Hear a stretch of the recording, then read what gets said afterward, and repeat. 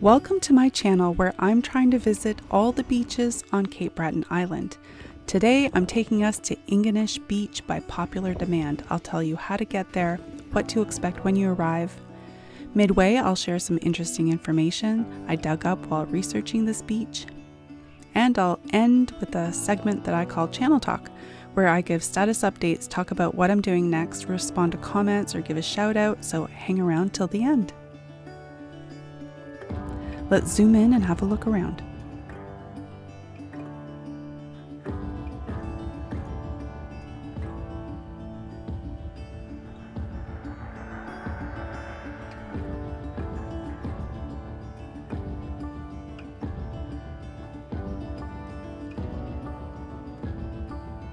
All right, let's get started. How to get there. From the Big Fiddle in Sydney, it's a 2-hour drive. Before I jump into it, I want to say a huge thank you to Daniel at Sydney Adventure Tours for sponsoring this video. Go check out his website to discover the great tours he offers, such as Cabot Trail Ocean Drive, Louisburg and Indigenous, Highland Village Bedeck Alexander Graham Bell Museum Tour. He also offers specialty custom tours at your request. And finally, there's the Sydney Adventure Puffin Tours. Thanks again to Daniel at Sydney Adventure Tours. On the drive, you'll cross the Seal Island Bridge. Some people don't like crossing this bridge. What about you? You'll go up Kelly's Mountain. You can stop at St. Anne's Lookoff.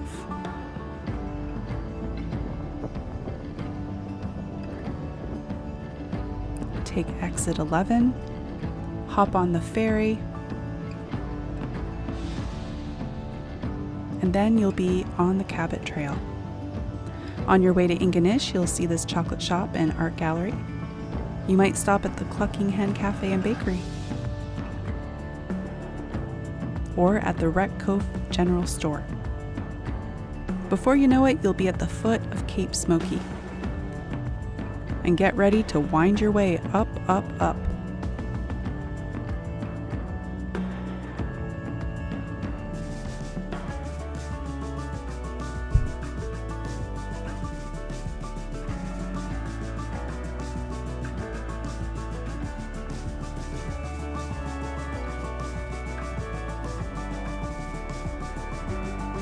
There you go. And at the top, you're rewarded with a rest stop area where you can enjoy the views.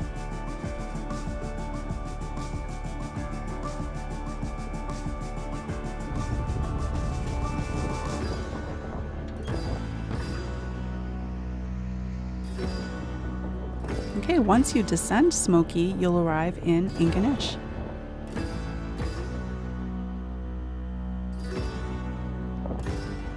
You'll get your first glimpse of the famous Celtic Lodge and Middlehead Peninsula. When I arrived, it was lunchtime, so I made a stop here.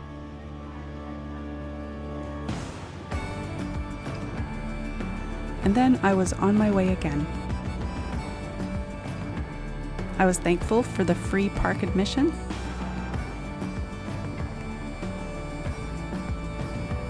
Once you enter the park, the beach is 1 minute away.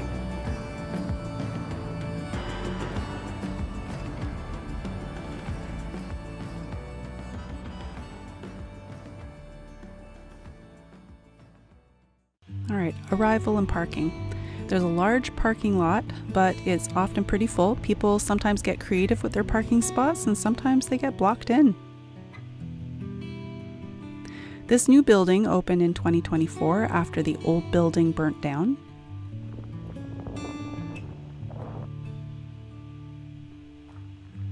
Here's how you get to the beach from the parking lot.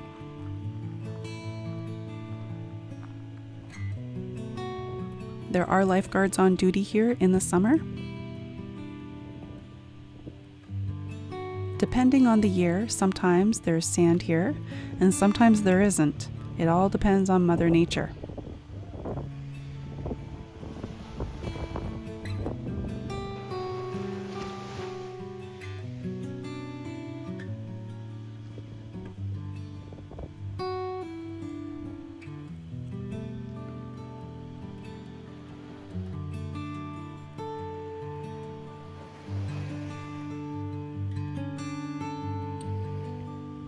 This beach is arguably the most well-known beach on the Cabot Trail and in the national park. The views are beautiful, and it's close to the Celtic Lodge and the golf course. There are lots more accommodations in the Ingonish area, plus camping. There are some good hiking trails, and there are a few places to eat. There are a couple gas stations, hardware store, a couple small places to buy groceries, a small liquor store, and a Scotia bank, but I don't think there's a pharmacy. I saw a bird diving for food over and over again. And I saw a boat in the bay.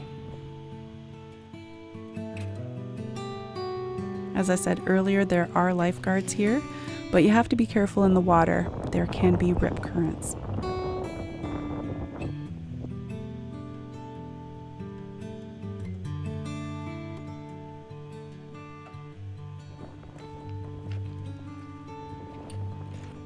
Now I'll show you the freshwater lake.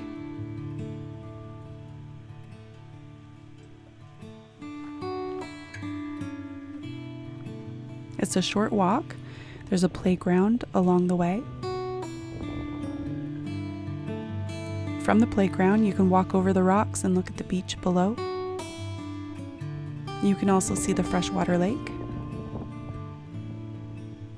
You can see the ski hill in the background.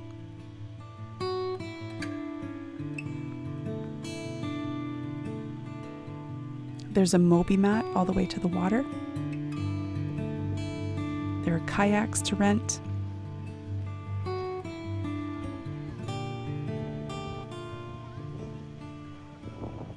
All right, let's talk about the Keltic Lodge. Keltic Lodge is owned by the provincial government and maintained through a memorandum of agreement with Parks Canada. It's operated by a company called Gulf North since April 2015. Gulf North has a 42-year lease. The general manager is Matthew McKenzie. There are a variety of accommodations on this property. There's a couple restaurants, an event venue, a wellness center, plus the golf course.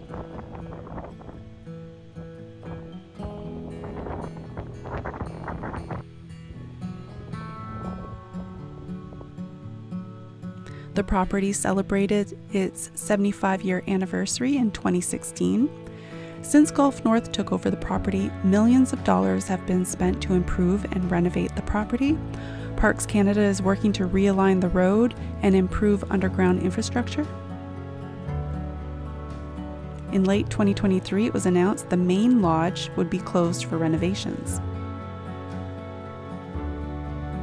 Unfortunately, in April 2024, the difficult decision was made to close the main lodge indefinitely. The press release said, quote, "A significant investment in the range of tens of millions of dollars would be required to comply with minimum current standards and codes, including electrical, heating, air conditioning, and accessibility," end quote. In 2025, Parks Canada shared they had hosted 2 community open houses to gather input, and they were working on an options analysis. As well, the Federal Heritage Review Office was doing an evaluation. The future of the building is to be determined. It was very eerie seeing this once vibrant building shut down and empty. As I walked around, I kept thinking of Stanley Kubrick's movie, The Shining.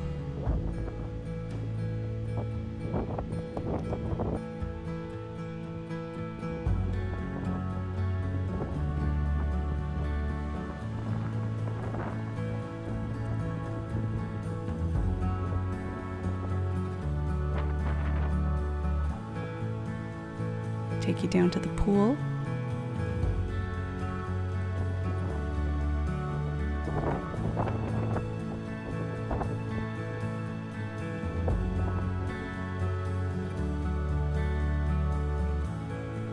I'm really curious what they'll do with it, and I know I'm not alone.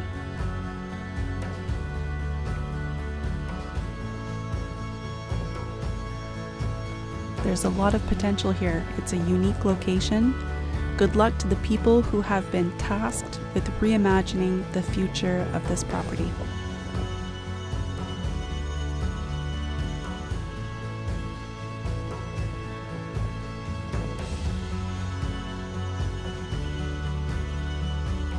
this video is not over. Don't go anywhere, because this is the part of the video where I tell you some interesting information I learned while researching this beach.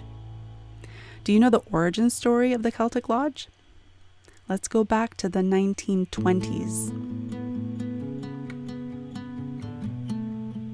Automobiles were becoming more common and a more popular method of travel. However, around this time there were no roads in northern Cape Breton. On the west side, there was a road that ended at Camp, and on the east side there was a road that ended around Cape Smoky. To venture beyond those points, a person had to travel by foot or by boat. The Nova Scotia government decided to build a road in northern Cape Breton. The road would connect several northern communities, and it would be an excellent tourism opportunity. Construction began in the late 1920s and it was completed in 1932. Initially, it was a dirt road, no guardrails. A few years later, in 1936, the Cape Breton Highlands National Park was officially established. It has the distinction of being the very first national park in Atlantic Canada. Ingonish was chosen for park headquarters. In the years that followed, a golf course was built. It was called the Highland Links, and a resort called the Keltic Lodge was created at Middlehead Peninsula.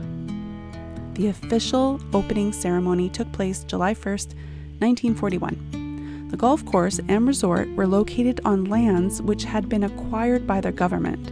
Some sources say the land was purchased, and other sources say the land was expropriated. The previous owners of Middlehead Peninsula were a family from Ohio, friends of Alexander Graham Bell. They were named Henry and Julia Corson.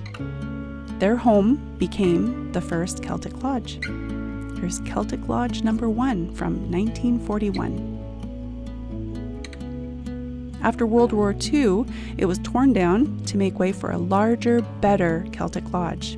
Here you see the new Celtic Lodge being constructed.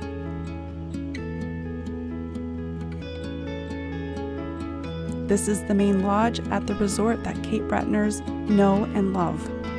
It's our pride and joy. It's the jewel on the crown, the cherry on the sundae. So to recap, Cabot Trail 1932, National Park 1936, Grand Opening 1941, Main Lodge Open 1951. Will history repeat itself? Might there be a Celtic Lodge number 3? Who knows? Sometimes when things are gone too far, you have to start over. Channel Talk. Okay, tell me down in the comments, have you been to Ingonish Beach or to the Celtic Lodge? Status update, beaches visited. I have visited 55 Cape Breton beaches over 3 seasons. The channel currently has 1,918 subscribers. Thank you very much. Extra special thank yous go out to these people who showed their appreciation in the form of YouTube super thanks. The next beach is Inverness. Hey, if you enjoyed this video about Ingonish, the best way to support the channel is to subscribe and watch more videos. Watch the videos all the way to the end, hit like, share, leave a comment. All of that sends positive signals to YouTube. And as a result, YouTube pushes my channel to more and more people just like you. If you're brand new here, welcome to the channel. Check out the playlists I've created just for you to catch up. Check out the video description for extra information. Go see what people are saying down in the comments. Often there's some neat stories down there and some nice people. Remember, the name of the channel is Cape Breton Beach Life. As always, I want to thank you so much for watching. I want you to have a great day, and I'll see you sometime soon. Bye for now.